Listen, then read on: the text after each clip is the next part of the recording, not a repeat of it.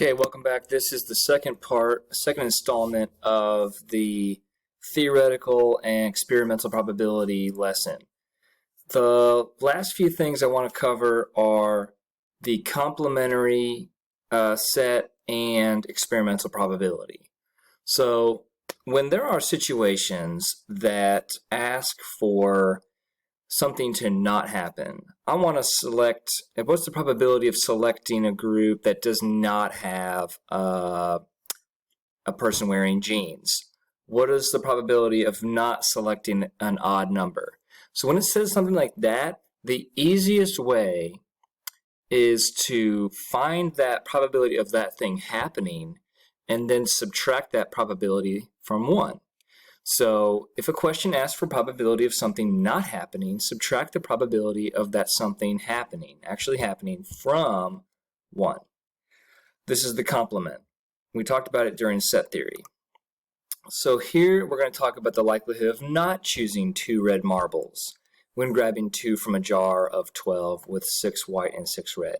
So at the end of the part 1 video I just covered this, and we determined that the probability of getting those 2 red marbles only is 15 out of 66, or about 22.7%. So the chances of it not happening is literally just 1 minus the probability of it actually happening. So that's the complementary.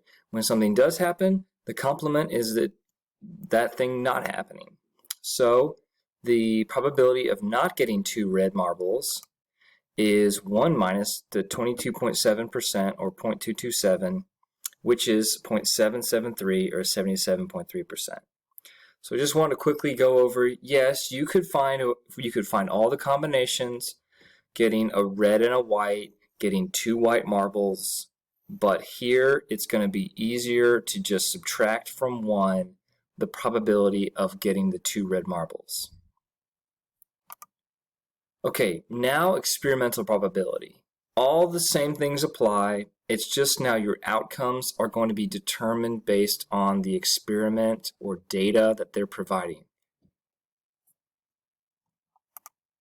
So if a question asks for the experimental probability, you're using the data provided to determine the outcomes. So for example, a dice has been rolled 35 times, and in that 35 times, a 3 was rolled 6 times, and a 5 was rolled 10 times. What is the experimental probability of rolling a 3 or a 5?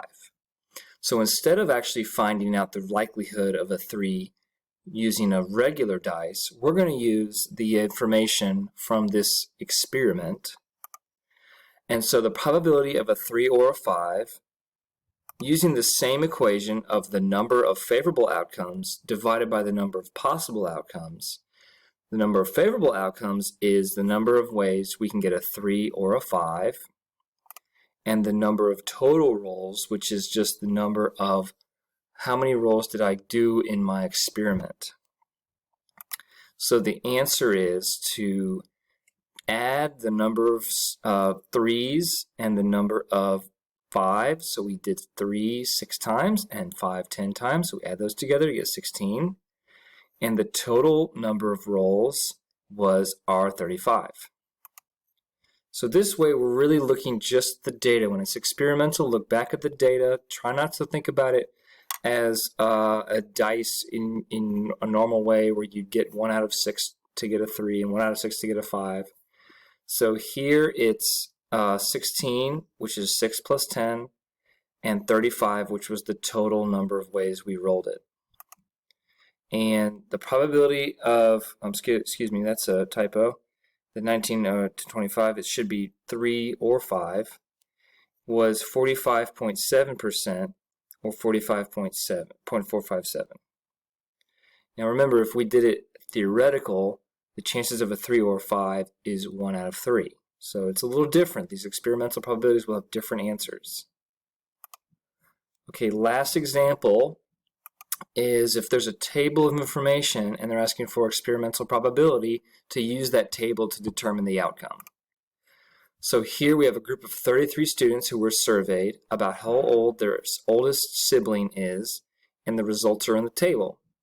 what is the probability of picking a student with an oldest sibling between 19 and 25 years old? So we're simply going to set up our equation and now rely on the data in this table. And the probability of someone's oldest sibling being between 19 and 25 years old is the number of students with those siblings between those ages and the total number of students. So here it's easy because they gave you the total number of students. If you don't have the total number, you have to add this column and you'll find the total. So here it is. We have 12. We got that from our table right here.